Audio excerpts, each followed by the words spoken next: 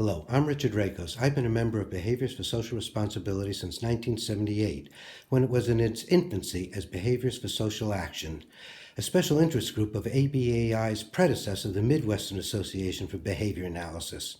It held its first meeting at the 1978 MABA conference and is ABAI's first and oldest SIG. The late 1970s still retained a slice of the social activism evident in the civil rights, anti-war, and Earth Day movements of the 1960s and early 70s. And the founders of BFSA were veteran protesters in these movements. The first meeting attracted behavior analysts who shared an interest in applying their behavior analytic expertise to promoting progressive social change.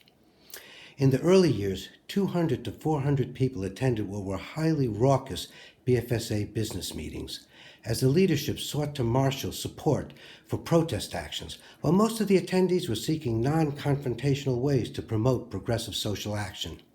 This mismatch meant that each year, many of the attendees did not come back the next year, turned off by what they felt was radical rhetoric.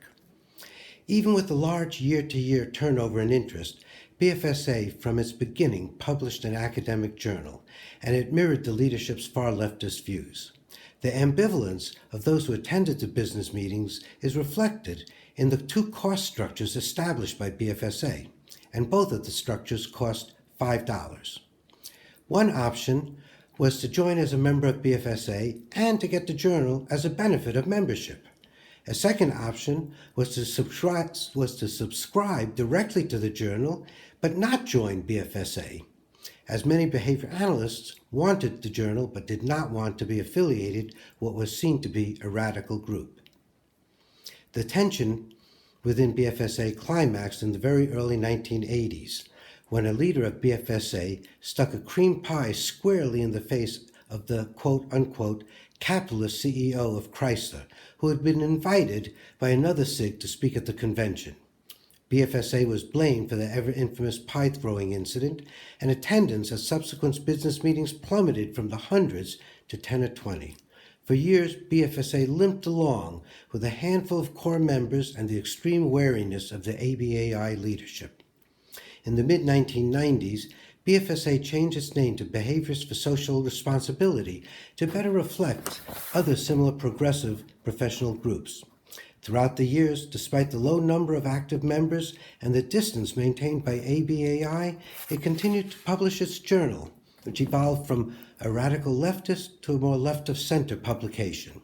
Over the years, the name changed twice, and since 1991, it has been Behavior and Social Issues.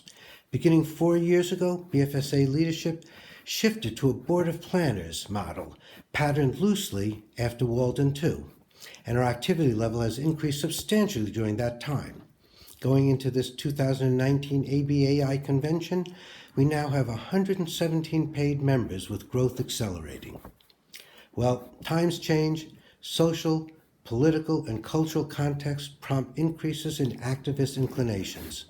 In January 2019, ABAI officially welcomed Behavior and Social Issues as its fifth organizational journal, ensuring its stability for the future. BFSR also became an affiliated SIG of ABAI, solidifying its stature and staying power. Without direct oversight of the journal, BFSR will continue to do what it has done for over 40 years, be a presence at the ABAI conventions by sponsoring symposia, panels, invited talks, posters, workshops, environmentally friendly giveaways, and by acting collectively to promote social justice, human rights, and environmental sustainability. Welcome.